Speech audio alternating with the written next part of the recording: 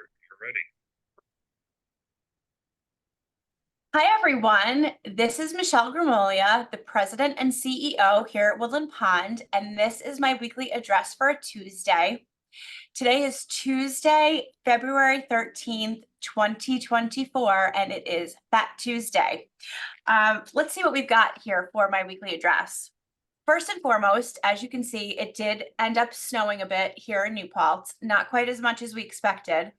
The snow removal crews are out in force already, and they're cleaning off the cars. If your car is not cleared off and you need it within the next hour or two, please contact concierge and they will make sure that a work order gets put in and that gets cleared off for you. But thank you to everyone for helping us to clear out the health center parking lot. That does allow for our staff to be able to get in and have a place to park because we keep that parking lot clear all through the night. So we do appreciate that. And thank you to everyone for cooperating with not parking on the road. That helped with the snow contractors getting the snow off the road as quickly as possible this morning. I don't know what the rest of winter will bring, but thank you for all of your cooperation for today. Tonight, dinner will be in independent living, will be takeout only. So if you had a reservation, at this point, you will have heard from Ruth or another dining staff member to have placed an order. So you'll want to make sure that you pick up your dining food tonight from the independent living dining room outside of the hostess station. We had to do that because we had a number of staff that were unable to make it in due to the snow, which actually looks like it's not going to be that much of a factor, but these are decisions that we have to make in advance. And as of last night, it seemed like this was going to be a much bigger snow event than it actually turned out to be. Before I go into some other calendar items, I would just like to thank Sue Close and the activities team from the health center and everyone that participated in the Mardi Gras parade today. It was wonderful. We've never had anything like this at Woodland Pond before.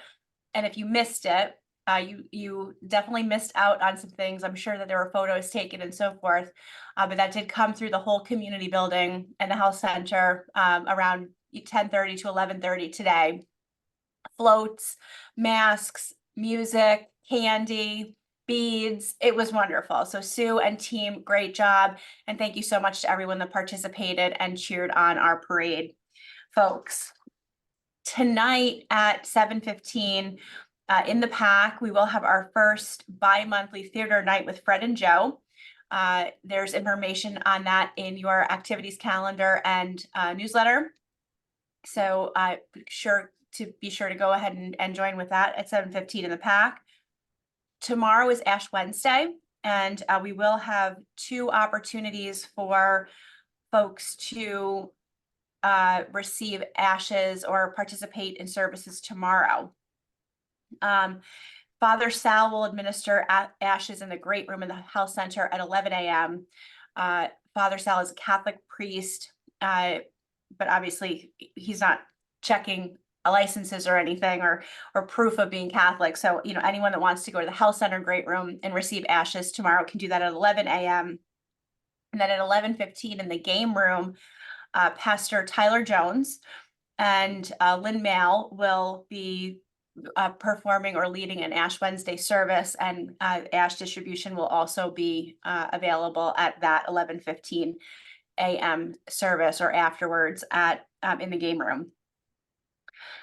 In the afternoon tomorrow, this is when the library open house is going to be happening, not last Wednesday. So we're not traveling in a time machine, but the open house will happen. The Love Your Library open house will happen tomorrow from 2 to 4 p.m. And I hope that everyone makes it a priority to stop by at some point and see all the fabulous work that the library committee has been doing and the enhanced lighting that the maintenance team has put in there.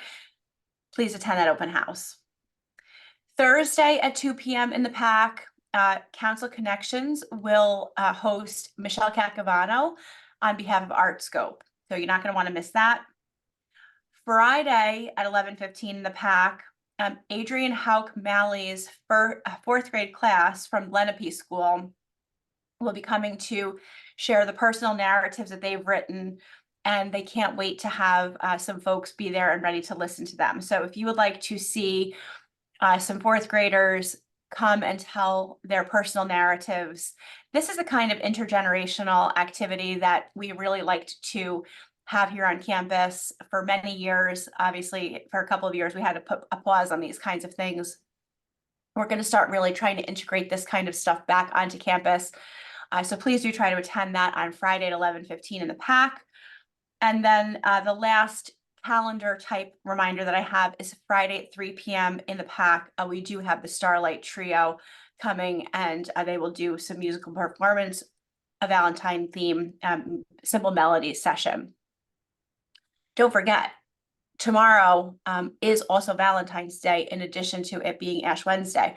So for those that aren't interested in, one or the other, you got two holidays that you could potentially pick from, or one day of reverence and one holiday, I should say. Some other campus-wide reminders.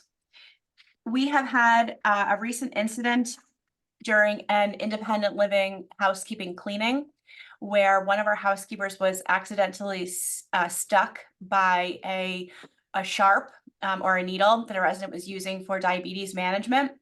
And it's really critical that every resident be aware that if you are using needles for any kind of injections, I know that there are a lot of injectable medications now.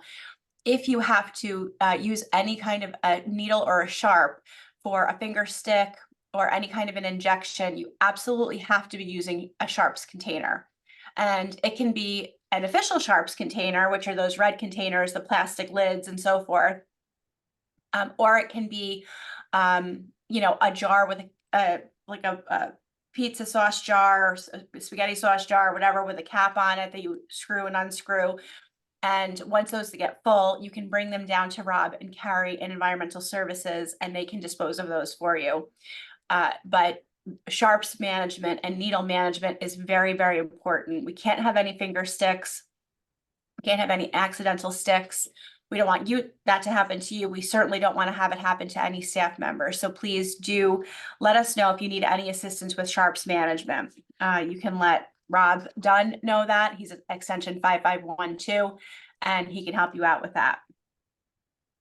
The next is, we are looking for, if anyone has an available acoustic guitar, does not have to be in any kind of new condition, it just has to be playable. We are always looking for sustainable ways to make things happen on campus. And one of our new activities leaders in the health center wants to complement our certified musical therapist, what she offers, by being able to do a little bit more casual work. And she's looking for a guitar. And, I certainly said Woodland Pond would find the resources to be able to purchase one, but we also thought, maybe we can ask, and somebody's got an acoustic guitar that is maybe a little scarred or dented, maybe not brand new, but might be able to donate it to us for use in the health center for programming. So that's the official request for a guitar. And the last thing that I have for today actually is that we had a Super Bowl party over the weekend, which I'm sure was great fun, and facilitated by residents. And we did get a request after the meeting, or I'm sorry, after the celebration, just that I remind everyone on the weekly address this week that when you're here with staff, or when you're here with a resident facilitator of a meeting, it really makes no difference. We cannot have assistive devices or walkers, wheelchairs, power mobility. We cannot have those in any of our common areas where there's a congregation of people.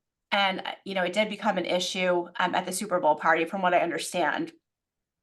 And there were certain residents that were a little bit hesitant to give up, so to speak, their walkers. They wanted to keep them right there with you. Now, I understand completely that for a lot of folks, especially if you completely rely on your walker or assistive device to get from place to place, that can seem like a security blanket is being taken from you. But you've gotten really good and cooperative with the staff and seem to really understand why having an excess of those items in our common areas creates a trip hazard.